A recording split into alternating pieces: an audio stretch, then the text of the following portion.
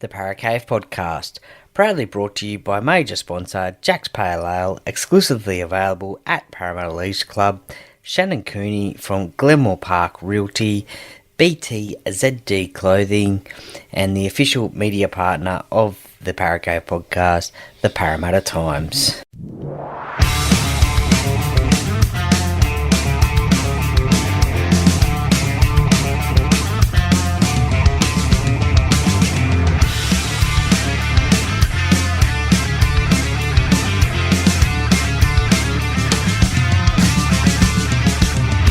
Welcome to another episode of the Paracave Podcast. And now over to your host, Troy Warner, broadcasting live from the world-famous Paracave. All right, welcome back to the Weekend Sports Wrap here with Duckman, and got special guest Troy Warner on from the Paracave Podcast. Troy, how are you going? I'm going fantastic, Duckman. It is Magic Round in the NRL. What a weekend that is. I'm pretty excited heading up there tomorrow morning, so can't wait to get up there. But yeah, great round of footy ahead, and this game that is currently on at the moment, Canterbury and Canberra, is a cracker. And we also saw last night a great State of Origin game in the women's game as well. So, mate, I'm doing pretty well. Yeah, absolutely. So we might kick it off with the women's game, actually. Then we'll come into something else that's not directly related to rugby league, but it could affect rugby league. So the women's State of Origin opener there, New South Wales, good to see them get the win away from home, 22 points to 12 up against Queensland there, and 25,492 people were there. They said that that's 97% up on last year's figures, which were just under 13,000 in CommBank Stadium. So it's a massive step forward. This is really, really good for women's rugby league. Yeah, for sure. Women's Rugby League is just growing and growing and growing. I think they had that record at CommBank Stadium, but then they went and played in Townsville as well last year, and they broke the record again. And last night it was broken again to the biggest live crowd of a women's rugby league game, 25,000 at the State of Origin last night. And look, it was a cracker of a game too. The Sky Blues, they got off to a great start. Emma Tonegado scored the first try, but the second try by Jamie Chapman, if you can, go back and have a look at that one, because that is a try that maybe most of the men can't score, because it was amazing. It was pretty much a 70-metre effort. It was beating defenders. It was off a kick from Queensland, and look, it is an amazing try, so well done to her on that try. But as I said, if you can, go back and check it out. 14-0 at half-time. The Sky Blues, as they are known, were in control of the game, and I don't think Queensland could come back into it in any stage. And they did score a couple of tries to the Dally M Player of the Year, Tamika Upton, and then Emily Bass as well. But then Caitlin Johnson from the Sky Blues, the big prop forward, scored a cracker of a try as well and pretty much wrapped it up. So Yasmin Clydesdale got the player of the match, well deserved there. But yeah, Women's Rugby League is certainly on the improve and the rise. Oh, 100%. So I see it even at a local level, and I'm commentating the women's games in the Penrith comp. So the quality, it's not rubbish, right? So it's improved way from back in the day. I remember seeing the first time I seen women's rugby league teams, and that was in the 90s, and I don't want to put any of them down, but you could tell that they were like an amateur level, and it's come miles on since that. The level of professionalism, coaching, and just the fact that there's money there for the players, so it's not great, but it's a more positive step forward than having none at all, and they got a presence, and it's building and continues to grow. So can only see good things coming out of this in the future. Hopefully we will keep seeing it and expand and keep improving. Yeah, for sure. I think I heard Steph Hancock, Queensland legend, on Channel 9 last night being interviewed by Brad Fittler, and I think they were saying something like the participation rates were like 4,300 or something like that, I think it was. I could be wrong there, but has since grown to 43,000 in the women's game in Queensland alone. So, yeah, definitely it is growing. And look, there's a couple of more teams involved in the NRLW this year, and there will be some more teams in the NRLW moving forward in the next couple of years, I believe. Penrith potentially wanting to get a team into the NRLW. That's just one example of a team, and hopefully one day we will see a 17-team competition in the NRLW, so that way the season goes longer and could probably maybe potentially one day run alongside the men's competition. And I mean, a lot of people would say they would rather the NRLW to be their own competition and a standalone, but if you could have that together with the men, I think you get great crowds at games. It'd be like the old days where you have reserve grade and under 21s before the first grade. You could have the women's game and then you could have the men's game. I guess it might be a little bit hard sometimes with scheduling, like a 6 o'clock game on a Friday or even a Thursday night as well, but it'd certainly be good to see something like that, 17 teams in the NRLW competition. Yeah, I absolutely agree with that. I think they need to be playing in the best arenas to get the best opportunities available to them. And play on professional facilities and get professional money developed into the game and put into it. Well, we're going to only see good things come out of it. The next thing I wanted to chat to you about is actually this A-League scandal. So I'm not sure if you heard about this today. 3 Macarthur FC players have been arrested and charged now with spot betting effectively. So effectively it's match fixing. So betting scandal now, taking money to get yellow cards during different periods of the game. Some people are like, who cares? Like, well, it's only yellow cards. Yeah, but you're manipulating a period of the game in a set period of time, and who says that people aren't doing that by giving away penalties and tries, or like, say, in rugby league as well, could give away penalties and tries, and soccer, and they could give away penalties which lead to goals and affect the outcomes of games. So it is only a short period of time in a match where it happens, but this is what Hansi Gronje got charged with back in the day when he was in South Africa for spot betting on periods of time, not like changing whole results of matches, but changing periods of the matches and outcomes for short periods of time where you could control the outcome and influence it. Yeah, look, I only caught a little bit of this, and look, it is disappointing to see that in professional sport that these sort of things happen, but I guess like human beings, they can get tempted by certain things, I guess. And as I said, it's really disappointing to see in professional sport that it does happen, but it does happen, and these 3 have got caught doing it. Unfortunately, it is the captain of Macarthur FC too, I think, which is, I guess, really disappointing because you'd expect your leader of your team to be leading by example. And so I don't know too much about that one, but in terms of rugby league, we have seen in the past, I think Ryan Tandy, back in the day when he was playing for Canterbury, I think it was, former Storm player as well. Against the Cowboys he did it, Yeah, that's right. There's a match he did the same thing, and like in the end, like the scoring outcome didn't. So the allegation there, I think it got proven too. Ryan Tandy manipulated the outcome of a game, so he would give away a penalty. Was paid to give away a penalty early in the game, which would lead to the first scoring opportunity in the match between Canterbury and the Cowboys to be a penalty goal. I'm pretty sure Jonathan Thurston was playing too.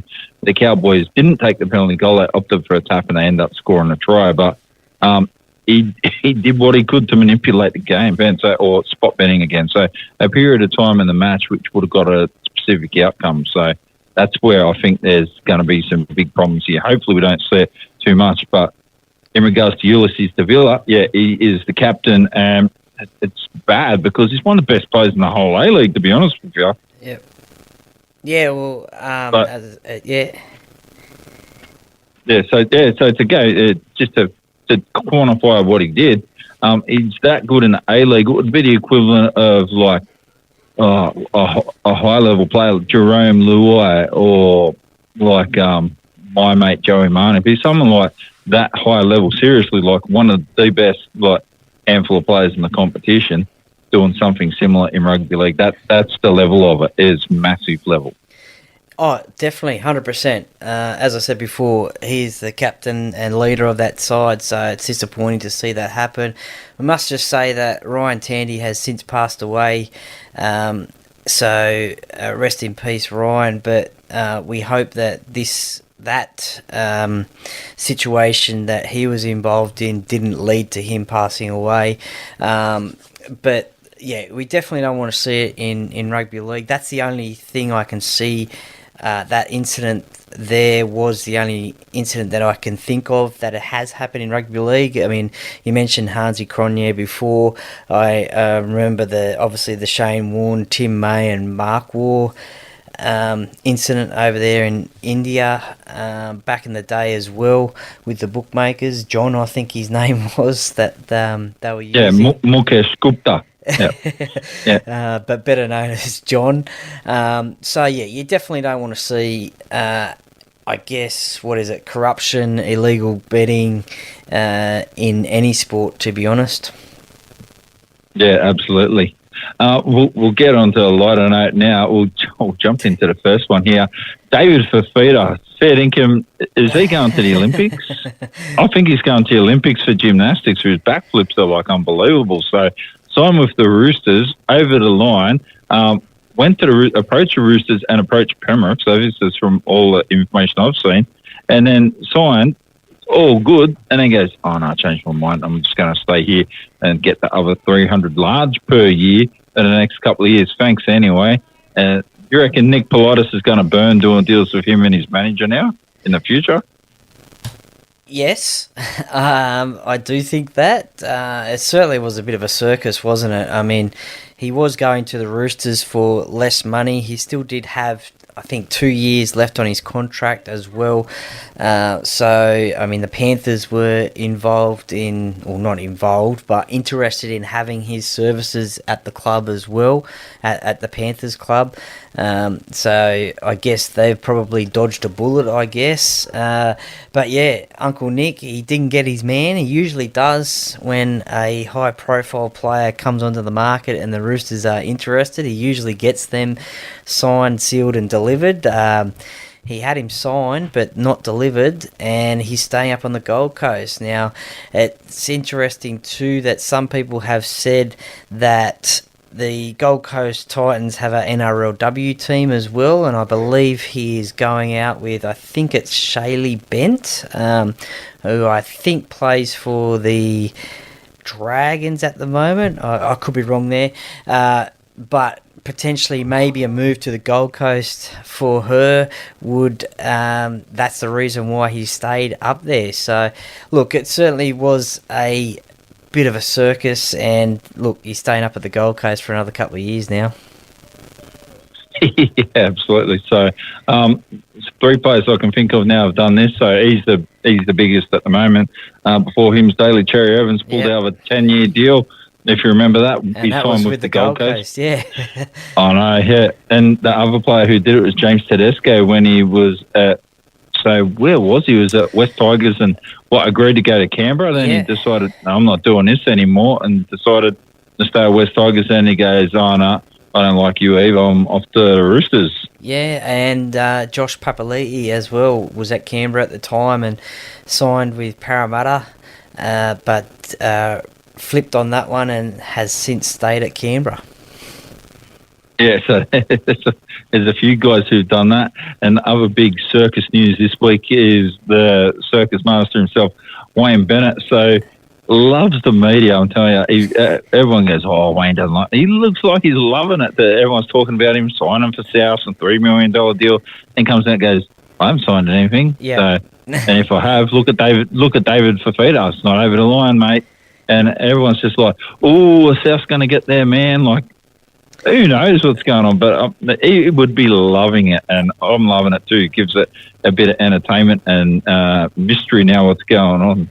Yeah, absolutely. I mean, all the media is reporting that he has signed a 3-year deal with South Sydney, but it hasn't been official, and Wayne hasn't said anything. And as you said, have I signed? No.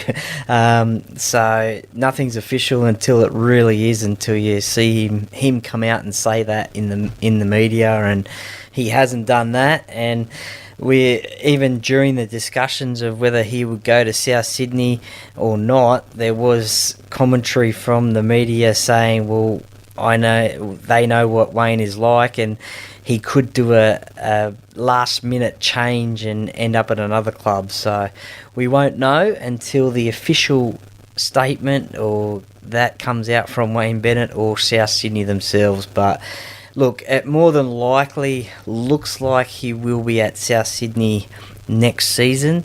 There is talk too that he may want to coach the new expansion team, maybe PNG, if they get into the competition in a few years' time. Yeah, or Parramatta as well, so they're still there in the mix because there's a lot of speculation around Brad Arthur too at the moment. Yep. Now we can actually get on to the bits we want to talk about. Everyone wants to know. Look, rugby league, it's the game that keeps on giving, and there's lots to talk about in rugby league. But yeah, let's get on to the games. 100%. So got the Raiders up against the Bulldogs now, and looks like if my score's right here, the Bulldogs are currently up 20 points to 18. I genuinely can't remember who I tipped this weekend. I think I tipped the Bulldogs because they've been in pretty good form. Yeah, no, you're correct. It is 20 points to 18 in favour of the Bulldogs. Look, this game was an interesting one. It started off the Raiders scoring the first two tries off Bulldogs' mistakes, one off a Jacob Kiraz and one off a Connor Tracy drop ball. So they were flying, the Canberra Raiders, 12-0 in front, and then it all happened late in the first half. Jordan Rapana got sin bin for a tackle on Josh Addo-Carr. Canterbury, Josh Addo-Carr made a break down the sideline, put a kick through. It wasn't going to be a penalty try, but Jordan Rapana ended up taking him out, so it was a professional foul. So he got 10 minutes in the sin bin, and then shortly after, Josh Papali'i, who we were just talking about, he got 10 minutes in the sin bin for a hip drop tackle on Viliami Kikau. Now, you could hear through the audio with this tackle that it sounded like Viliami was in a lot of pain, and no doubt he probably was. And my first reaction was, he's broken something, he won't be back for this game, but he's back on the field now in this second half. So with 20 minutes to go, it is 20 points to 18 in favour of Canterbury, and it still could be anybody's ball game. Both those players are back on the field now, so it's 13-13 again now. Yeah, I'd think that hopefully the Bulldogs will get the win. They've been very good lately too at the moment. Most improved side, I think, for 2024 so far. Oh, definitely. The next game here, so it's the Fizzers up against the Broncos. So the Seagulls, one week they look like they're going to win the comp. Like they look like they're side from 1996 and 97 and 2008. And then next minute they look like they're trying to fight with South Sydney for the wooden spoon. So which side's going to come out and play against the Broncos tonight?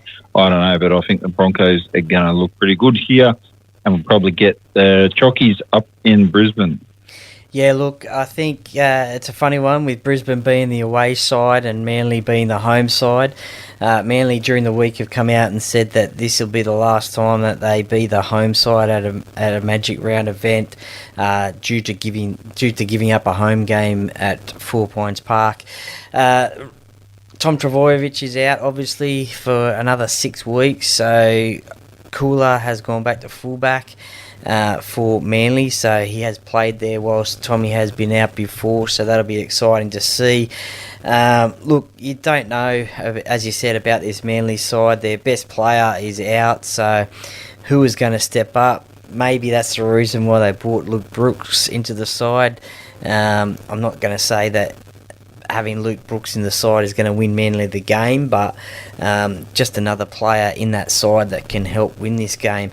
Haumole Olakau'atu returns from suspension, so that's a bonus for the Sea Eagles in the second row there. Look, the big news just yesterday, I think it was, Reece Walsh, he's out of this game. Selwyn Cobbo goes back to fullback for this game, so it'll be good to see him at fullback. I certainly think that's probably one of his favoured positions. And obviously Josh Reynolds, I was going to say Josh Reynolds, Adam Reynolds is still out, and Jock Madden has come back into the squad after Josh Rogers last week he played against Parramatta, did a pretty good job, but Jock Madden has come back in that halfback. So probably a lot of responsibility on Ezra Mam, but I'm going to tip the Broncos in this one. Yeah, so I went for the Broncos as well. Josh Reynolds, I don't reckon he'd fit into Brisbane, so he'd probably like it up there. He's a bit of a wild, loose unit, so he's fitting all right back at Canterbury again now. The Titans up against the Knights. I'm pretty sure I went for the Titans for this one, so they've looked really good since even with the losses they've had, they've looked really good in like the last 6 or 7 weeks. I think they've turned the corner, and I think they've got the ability to kick on. So Kalen Ponga, he's going to start getting head noise now with his dad going on about all this third-party stuff. So I don't know why that got brought up with the NRL, but that's going to cause problems now because his dad goes, I want the money guaranteed, should be guaranteed. Oh, Newcastle said this. As soon as he mentioned Newcastle, that's it, problems now. It's getting investigated by the NRL, see if there's salary cap breaches or anything. Yeah, look, I think it's all been cleared because I believe that Kalen has been paid. I think it was $250,000. So the NRL actually signed off on this third-party deal when it was arranged a few years ago now. So I don't think that'll have any implications on their salary cap. So that's all good. For the Gold Coast Titans, though, they have a major injury crisis at the moment. AJ Brimson, Harley Smith-Shields, Kieran Foran, Philip Sami all picked up injuries last week in last week's win against the Cowboys. So they've got a few quality players out of their side this week.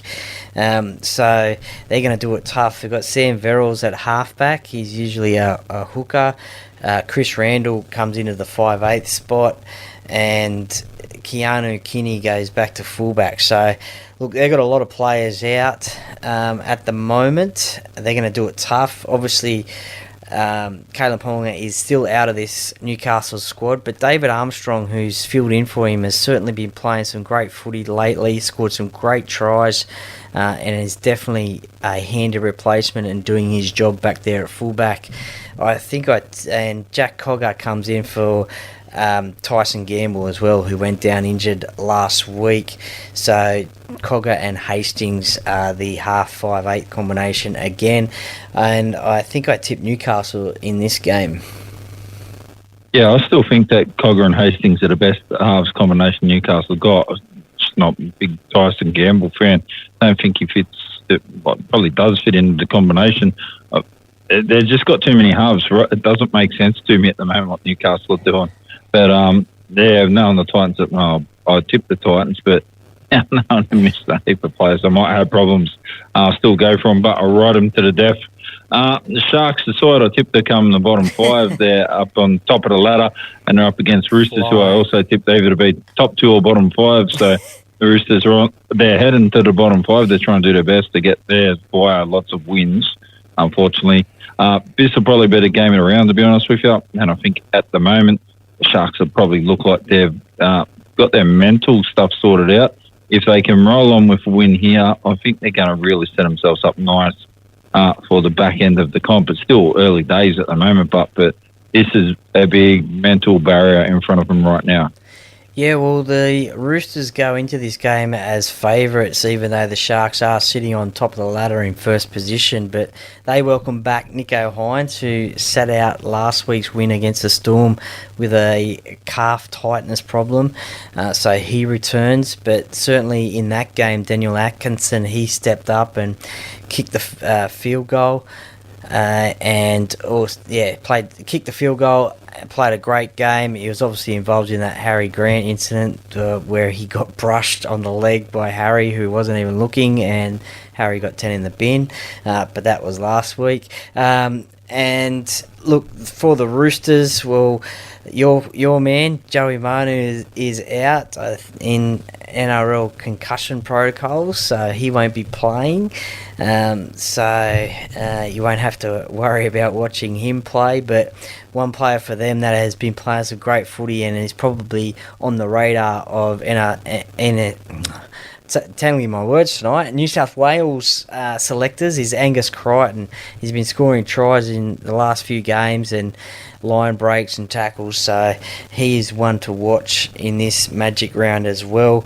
And I think I tipped the Roosters in this game to get the win over the Sharks. This is another big test for the Sharks. Many people have said that they haven't played any top quality opposition, except obviously for last week against the Storm. So now they've got back-to-back top teams to play. I think next week they may have the Panthers, so it's a tough month for them, the Sharks. So this will test and see how they're going.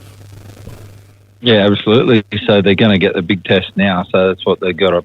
If they're going to do anything serious in the competition, they need to be able to win this. So seriously, they got their best chances now.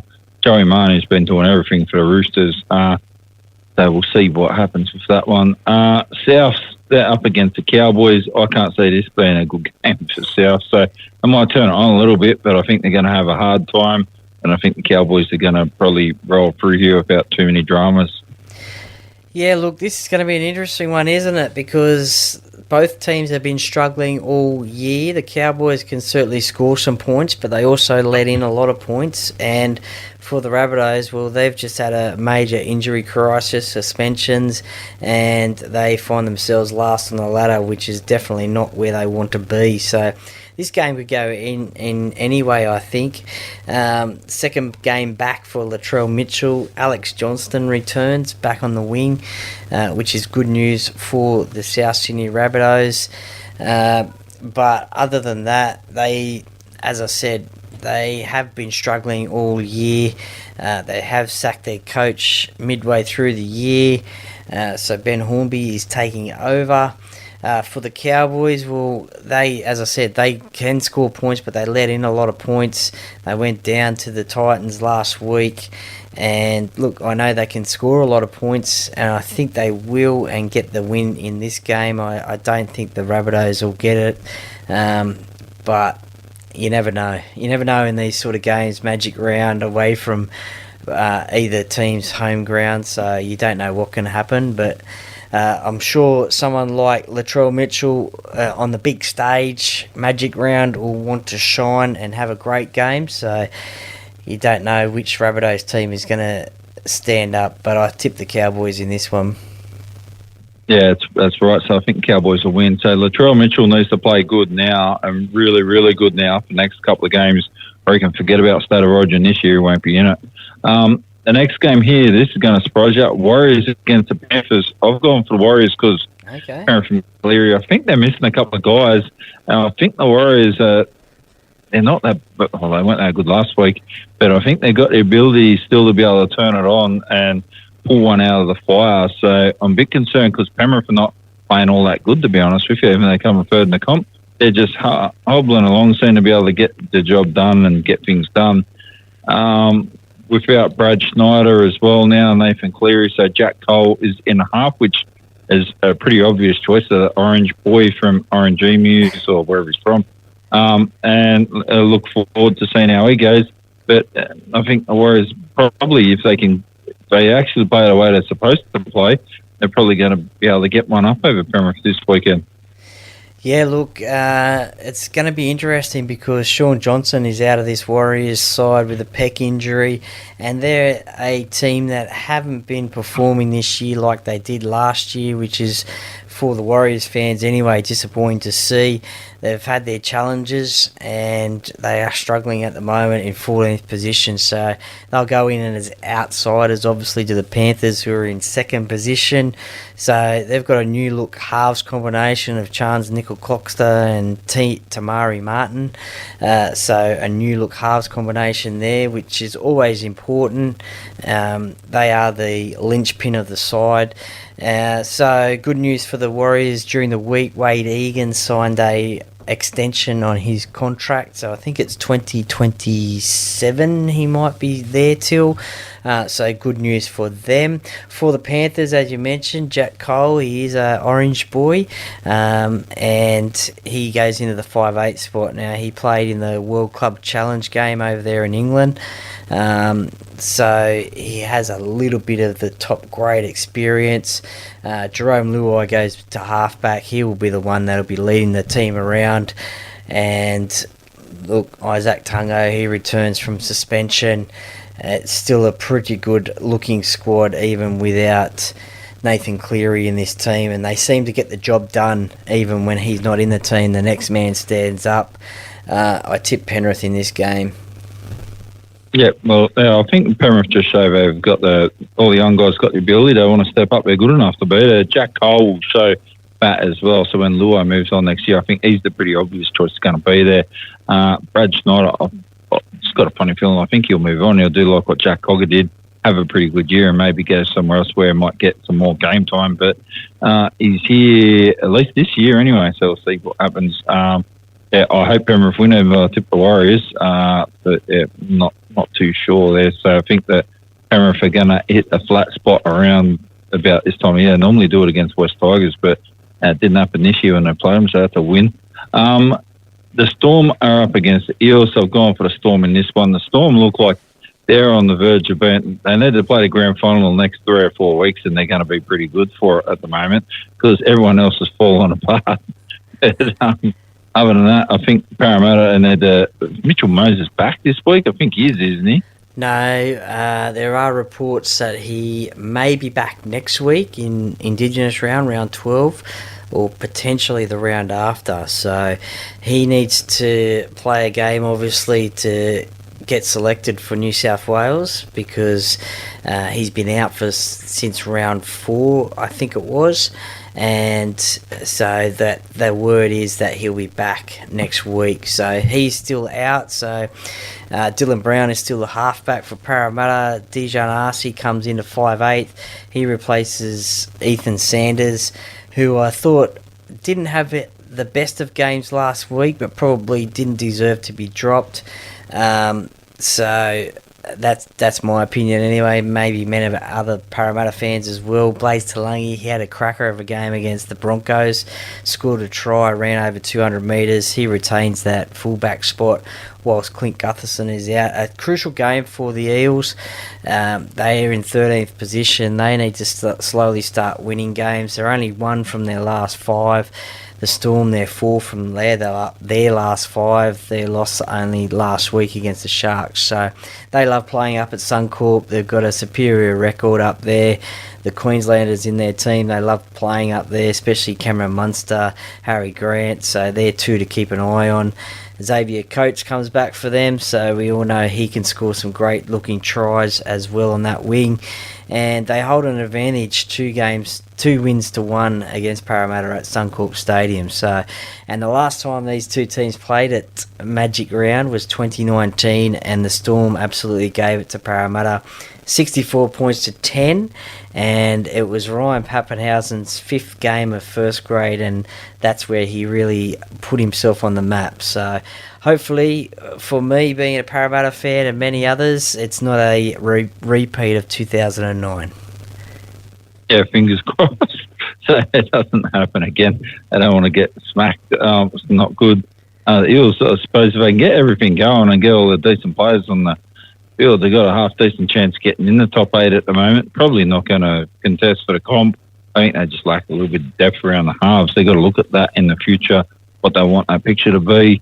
And in this next game, West Tigers, so they're going all right for a little while. And I wouldn't say they're going bad, but they're not going as good as what they potentially could if they're playing their potential. And Alex Twell, what happened to Alex Twell last week? I saw him do something and just trying to work it out. Like, oh, hang on. I thought he'd got sin-binned or something like that, or he's going to score another try. I was getting excited about it. But I think they're going to have a hard day out against the Dolphins this weekend. I think the Dolphins are going to get the job done pretty easy. Yeah, this is the last game of Magic Round, and I think what you were talking about was a Newcastle Knights player was getting treatment from the trainer, and Alex Twell has reached out to the trainer's belt and grabbed the sticky spray and sprayed his hands with it and put it back in the Newcastle Knights trainer's belt there. So I think that's what you're talking about there. But yeah, I've seen that happen. He did something else as well. He ran over and got their water bottles or something like that when they were having drinks, and the trainer's just looked at him like, "You're right," and he's just given him a high five and walked off. So. Yeah, he's certainly becoming a bit of a cult figure in the NRL. Especially last year when he scored his first ever try in first grade.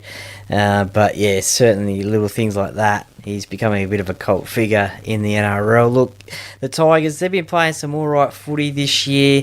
They haven't got the wins though, but they've been competitive in parts. They sit in 15th position on the ladder though, and as I said, they just haven't got the wins. Isaiah Papali'i is out suspended due to a tripping incident. John Bateman is out as well, so that's a big loss for the Tigers. The Dolphins, they sit in 4th position on the ladder, so they've been playing some unreal footy. I don't know how it is or what it is, but this Wayne Bennett is certainly bringing this team together, and they are getting some big scalps and some good wins and scoring a lot of points as well. Unfortunately for footy fans, Trey Fuller is the 18th man. He was the fullback while Hamiso Tabuai-Fidow was out. He is back this weekend, so it would have been good to see him in this side somewhere. Unfortunately, he's not. But look, the Dolphins, they'll have the crowd behind them. Again, it's one of their home grounds that they play at each year.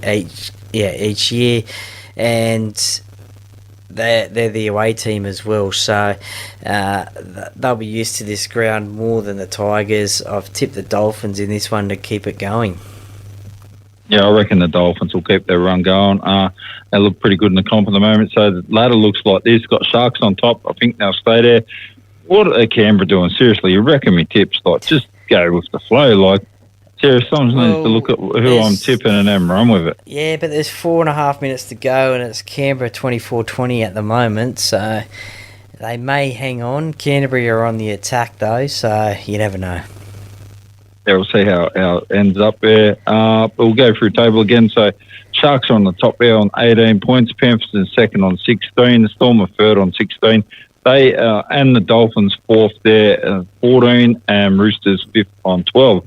Now, other than Roosters having one or two bad games, everyone else, top 5 up, they've been very consistent all year, right? So the rest, and including the Broncos, can't say much about it, right? They've been a bit hot and cold. Raiders have been fairly good, but they don't look like they're going to win a comp, right? Broncos are in 6 on 12 with the Raiders, and the Dragons, a surprise packet in it, that they're sitting 8th on 12 as well. Their for and against is not good, right? So they need to learn how to tackle and do it fast, or they're going to get bombed. The Seagulls, they score a lot of points too, so they're in 9th on 11. The Bulldogs are 10th at the moment. I don't think they're going to get out of that at this stage on 10 points. Knights are 11th on 10. I think the Knights are about to have a bit of a dip here and not go so good. The Cowboys, it's good they can score 50 points on a good day and let 48 in at the same time, and they need to fix that. The Eels, they can probably turn around once Mitchell Moses comes back, get a bit of cohesion in the team. The Warriors, I don't know what's gone wrong there, but people saying now they should sack Andrew Webster. Seriously, last year, what, they're going to give him a knighthood or something. Well, I think he's on a 5-year deal anyway, I think. Yeah, I know. So he'll be pretty happy where he is at the moment. The Warriors are going to be all right. It just got to... I think they had overshot expectations what was going to happen when they got Roger Tuivasa-Sheck back based on like how they went last year and that too. Tigers 16th on 6. 15th on 6. The Titans 16th on 6. And the Rabbitohs down the bottom on 4. So Tigers, Titans and Rabbitohs all got 2 extra points, courtesy of their bias. So everyone, the Warriors are 14th on 7, but they've actually earned their 7 points. So I think they're going to struggle at the bottom end of the comp for most of the year, to be honest with you, all those sides. The Warriors, if they can't get a win and get going shortly, like over the next 6-week period for Origin and all that, I think their season's done as well. Cowboys, they need to hope something big happens. The Seagulls, they just have a catastrophe. I thought they were going to be in the top 4 for a while now. I think they might miss the top 8.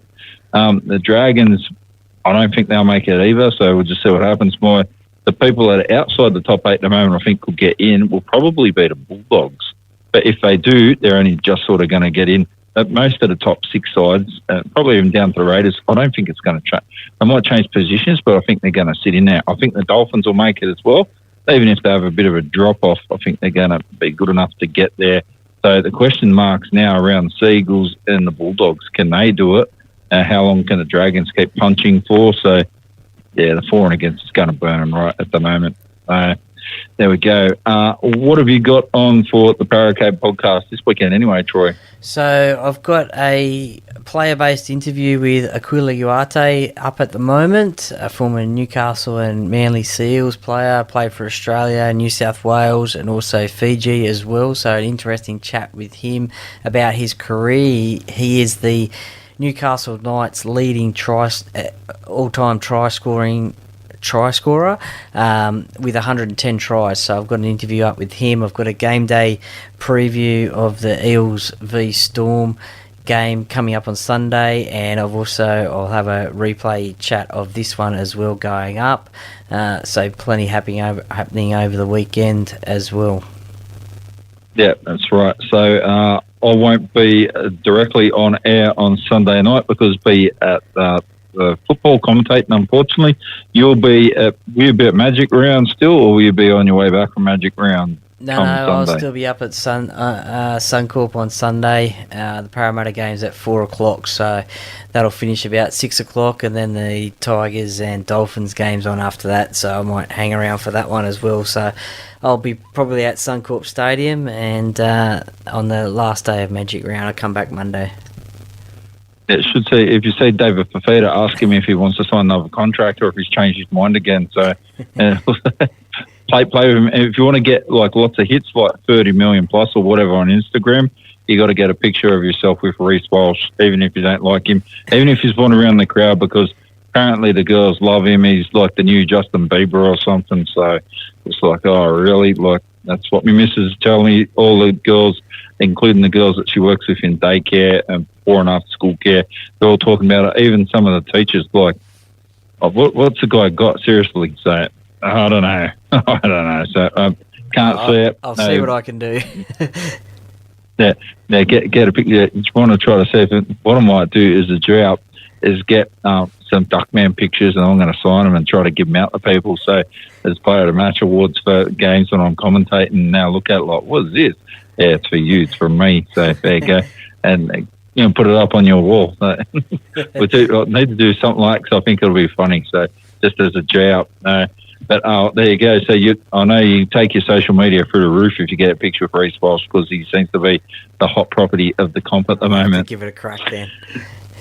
Yeah. Anyway, Troy, thanks for your time. Have good fun up at Magic Round, and we'll chat again next Friday night, no doubt. Not a problem, Duckman. Thank you very much for having me once again. And footy fans, enjoy Magic Round and enjoy your footy. Absolutely will do. Have a great weekend and chat next week. Thanks, Duckman.